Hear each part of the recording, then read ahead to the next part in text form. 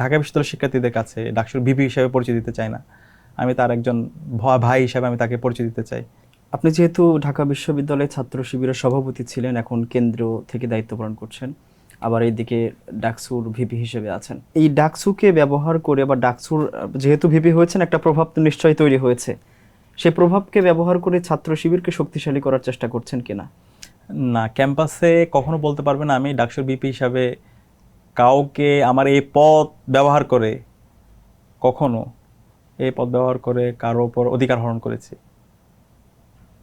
একটা স্টুডেন্টও বলতে পারবেন আল্লাহর রহমতে।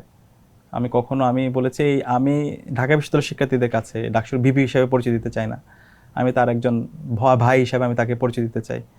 আমার একজন বোনের আমি ভাই হিসেবে পরিচয় দিতে চাই। আমি আমার যে শিক্ষক তার একজন ছাত্র হিসাবে আমি নিজেকে পরিচয় দিতে চাই। আমার যে সহপাঠী তার আমি একজন বন্ধু হিসাবে পরিচয় দিতে চাই।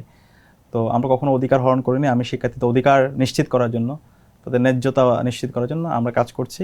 এবং এই ক্যাম্পাসে কখনো শিবিরের এজেন্ডা বাস্তবায়ন সেটাও আমরা কখনো, অথবা অন্য কোনো ছাত্র সংগঠনের এজেন্ডা, আমরা যখন প্রোগ্রাম আয়োজন করি আমি সবাইকে ইনভাইট করি।